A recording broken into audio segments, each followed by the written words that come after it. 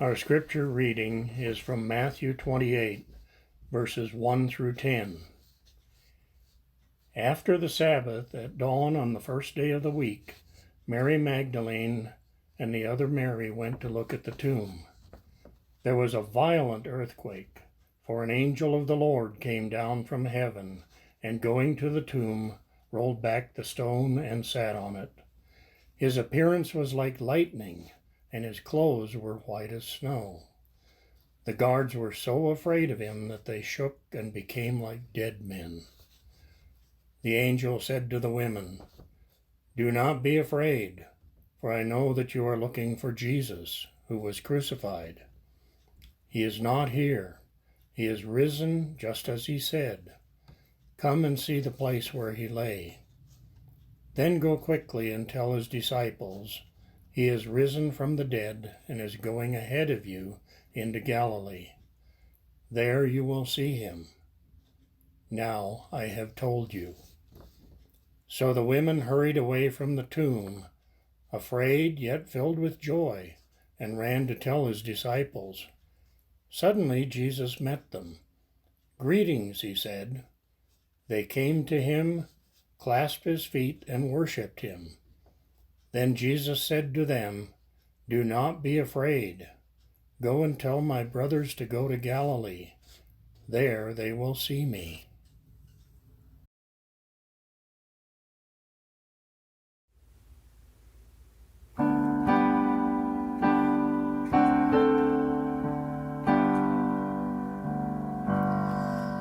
I come to the garden alone, while the dew is still on the roses, and the voice I hear falling on my ear, the Son of God discloses. And he walks with me, and he talks with me, and he tells me I am his own, and the joy we share as we tarry there, none other has ever known. He speaks, and the sound of his voice is so sweet, the birds hush their singing, and the melody that he gave to me within my heart is ringing. And he walks with me, and he talks with me, and he tells me I am his own, and the joy we share as we tarry there, none other has ever known. I'd stay in the garden with him, though the night around me be falling, but he bids me go through the voice of woe. His voice to me is calling, and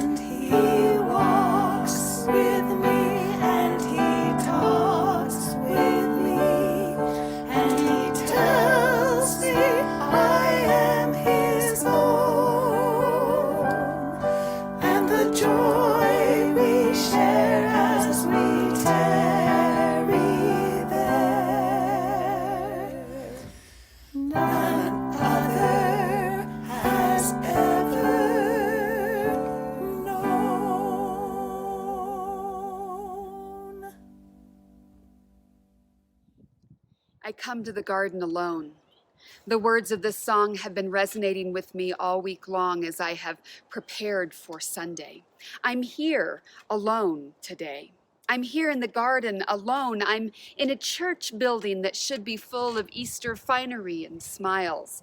I'm alone in the church that should have egg hunts and the smell of cinnamon rolls everywhere. I come alone today.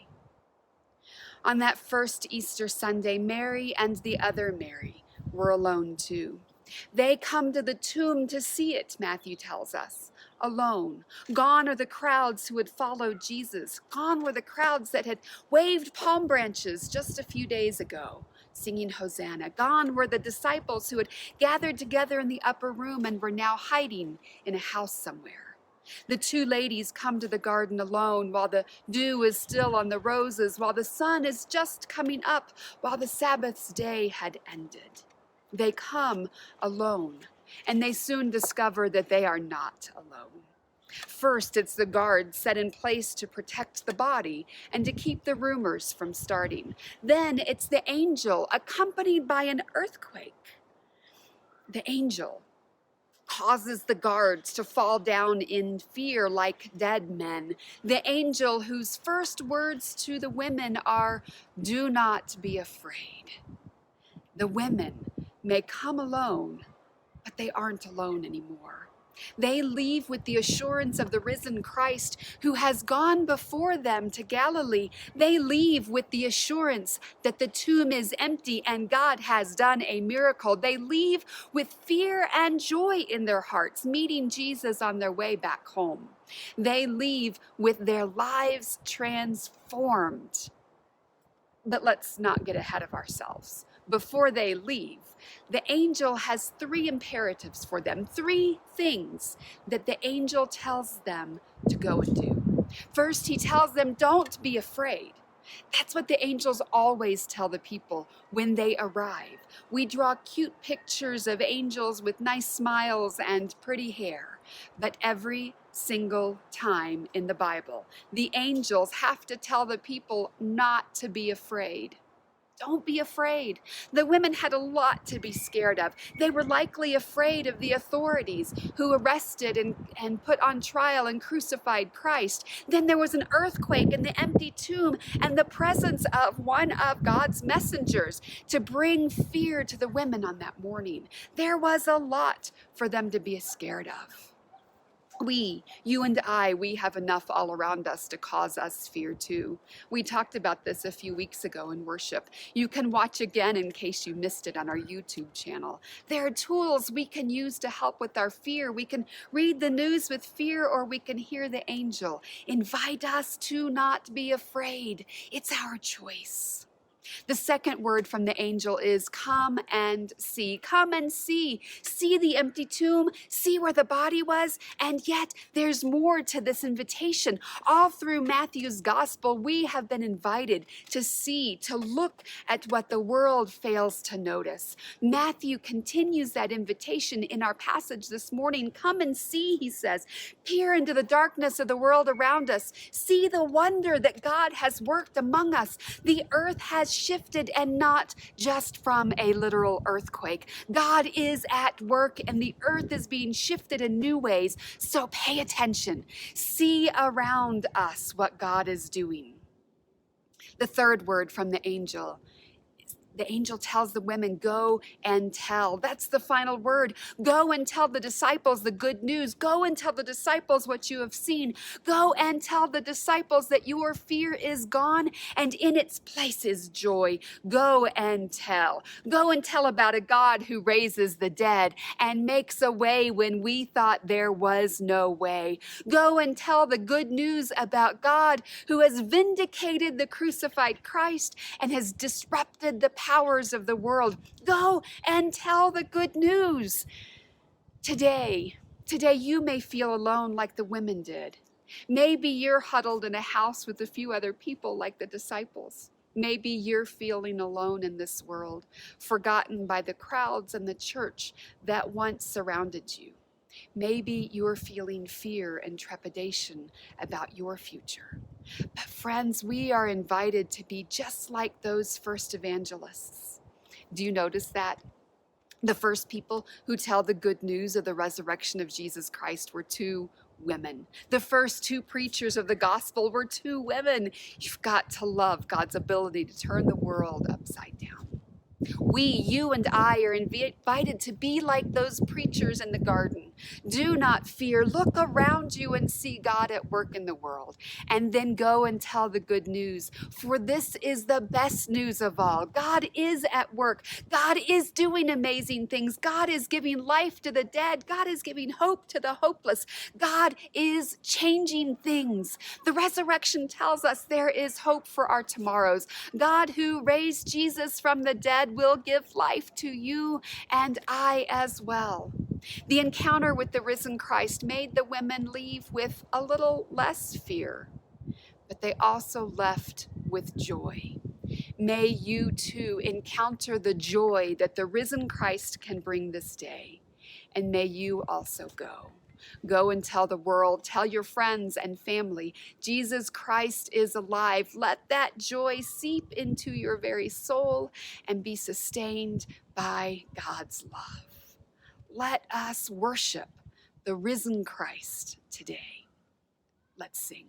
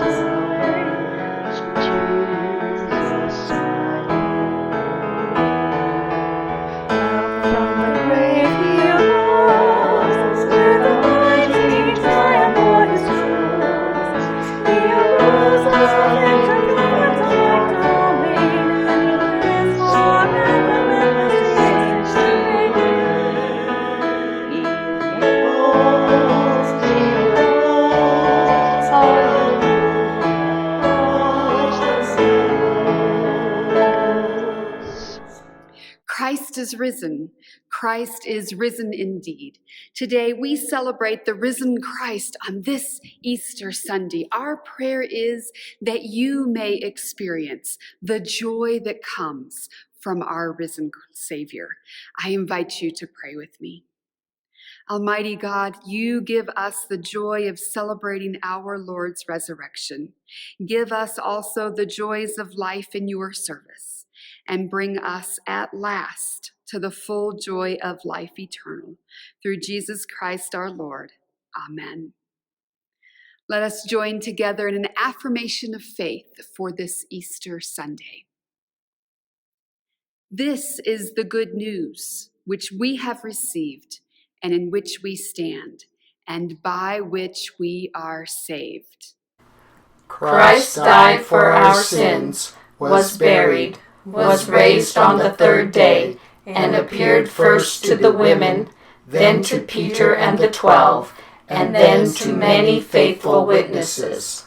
We believe Jesus is the Christ, the anointed one of God, the firstborn of all creation, the firstborn from the dead, in whom all things hold together, in whom the fullness of God was pleased to dwell by the power of the Spirit.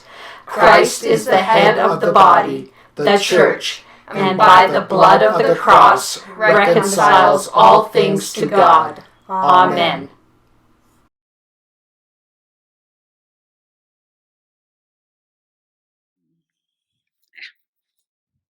On this Easter Sunday, I remind you, there are 3 ways you can give to the church. One is on our online portal where you can give through PayPal. One is by mailing a check to the church. And the third is by dropping off a check while we're open on Mondays from 9 to 12. I also remind you, we have 3 ways that you can give your prayer requests to our prayer team. We would love to pray with and for you in this coming week. So fill out one of those forms, give us something to pray for, and we will happily pray with you. You can call the church, press 2 to leave a message on my voicemail. You can fill out the form online. You can find that on our worship page online on our website, thumc.com, or you can email volunteer@thumc.com, and we will pass that along to our prayer team. We are a praying church, and so I invite you now to a time of prayer. Let us pray. Eternal God, we give thanks that the grave does not have the last word, but your resurrection gives us new life. God, we pray to you now for our community and for our world. God, we lift to you those who are in the hospitals, in nursing facilities, in homes, anywhere, helping to combat the virus that is going through our world. God, we pray to you for strength and for answers. We pray to you for a vaccine and for a treatment plan that can help greatly to reduce the number of deaths and reduce the anguish that we are all facing. God, today we do pray to you for those who mourn. We lift to you those whose family member has recently passed away, and pray for your comfort and your strength for them. Oh God, we pray to you for all of those who are hospitalized for any ailment, especially those who don't understand or can't feel the love of friends and family members who are not allowed to come near them. We pray to you, oh God, for those who've been placed on hospice recently, praying that they too may find comfort and strength from those who are able to come to visit. God, we pray to you today for those who are lonely, seeking your presence with them in a mighty way. Remind them of your love and of the church that is here for them, even if we are apart. God, we pray to you for those who need to know the joy of the risen Christ. May you be found everywhere this day and in the days to come. We thank you, God, for your Son, Jesus Christ, who took our sins to the cross, who died our death, and who was raised to new life that we might have life eternal. We pray in his name, as he taught us to pray by saying, Our Father, who art in heaven, hallowed be thy name. Thy kingdom come, thy will be done, on earth as it is in heaven. Give us this day our daily bread, and forgive us our trespasses, as we forgive those who trespass against us. And lead us not into temptation, but deliver us from evil. For thine is the kingdom, and the power, and the glory forever. Amen. We are an Easter people, celebrating that we are not alone, that God meets us where we are. I invite you now to celebrate the risen Christ together in a special song with Methodists from all over the world. Let us sing, Christ the Lord is risen today.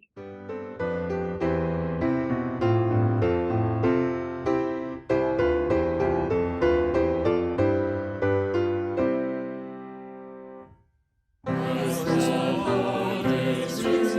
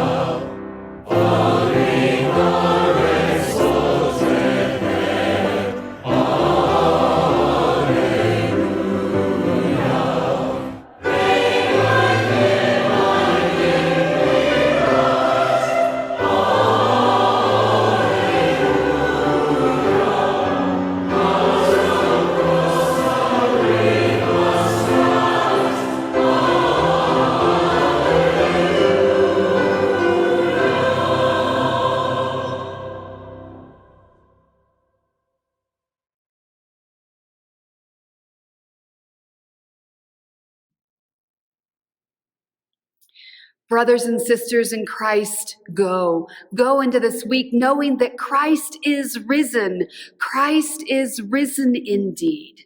Do not fear. Come and see and go and tell the good news of the risen Christ.